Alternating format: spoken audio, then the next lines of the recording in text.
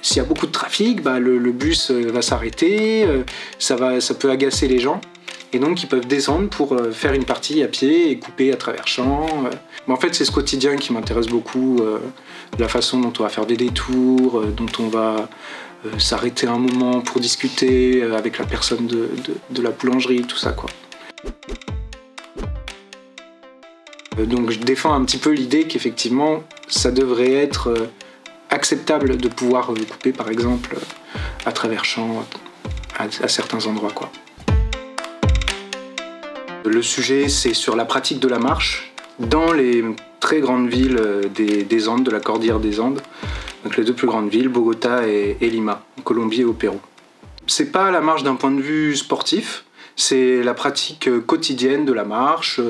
Donc avant tout, j'essaye de comprendre cette pratique, tout ce que ça peut receler comme représentation, comme façon de déplacer le corps, pour en fait après savoir très exactement quelle méthode on va pouvoir employer pour connaître la façon dont les habitants se déplacent, pouvoir réaliser des politiques publiques en faveur de la marche qui vont favoriser une marche agréable. Mais en fait, on se rend compte qu'il y a des conditions de marche qui sont très difficiles, en particulier dans les périphéries populaires, où par exemple, je sais pas, les routes, les trottoirs sont pas asphaltés, ou alors la distinction entre la route et le trottoir est inexistante, donc on est plus exposé à l'insécurité routière. J'ai utilisé 4 grandes méthodes. Alors la première, c'est une méthode quanti, une méthode quantitative, une méthode statistique. Je suis allé chercher des données qui existaient déjà. Deuxième méthode, j'ai utilisé des entretiens, comme on est en train de faire. Donc la première série d'entretiens, c'était avec des personnes qui peuvent intervenir dans les politiques de mobilité. Et après, je suis allé voir les habitants eux-mêmes, et puis j'ai fait des entretiens avec eux.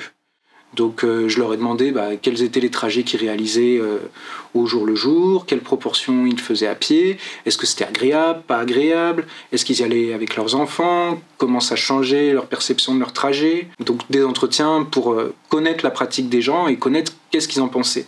Donc on est déjà à 4e phase, j'ai marché avec les gens. Donc ces personnes avec lesquelles j'ai parlé, avec lesquelles j'ai fait des entretiens, il y en a une partie, à peu près un tiers, auxquels j'ai proposé de les accompagner dans des trajets du quotidien. Donc ça peut être emmener les enfants à l'école, aller à l'épicerie, aller au sport. Voilà, j'ai fait un petit peu tous les types de trajets. Et vraiment, ça permettait d'observer ce que faisaient les gens. Donc je prenais des photos pendant que les personnes marchaient. En même temps, j'avais un micro-cravate. J'écoutais et en fait on discutait et puis on parlait de ce qui se passait à ce moment-là et je prenais une trace GPS de tout ce qui se passait et donc là je suis en train de réarticuler tout ça en faisant des cartes narratives et en fait ça permet de raconter l'histoire d'un trajet, de quelqu'un qui marche. On s'est rendu compte que les gens aimeraient volontiers acheter une moto quand même pour se déplacer plus facilement. Et donc on se pose souvent la question de est-ce que leur mobilité elle est subie ou choisie. En fait, ce qu'on voit, c'est qu'il y a un panel d'alternatives entre lesquelles les personnes jonglent. Donc en fonction de plusieurs critères. Donc l'accessibilité c'en est un, donc le temps c'est un critère, bien sûr la contrainte économique pèse fort. En fait à Bogota par exemple, les tarifs préférentiels c'est que sur les 20 premiers trajets ou les 30 premiers trajets du mois. Donc une fois que ces 30 premiers trajets sont épuisés, ils vont plutôt avoir tendance à marcher sans que toutefois ils aient l'impression que ce soit une contrainte. Et en fait on s'est même rendu compte que pendant que les personnes se déplacent, ils réévaluent constamment la façon dont ils vont faire par exemple l'étape suivante. Ça ressent un tout petit peu pour l'instant de mes résultats. Les personnes aspirent ou aspireraient à pouvoir marcher en fait distraits. La marche qu'ils préfèrent en réalité, c'est pas la marche qui conduit d'un point A à un point B le plus vite possible.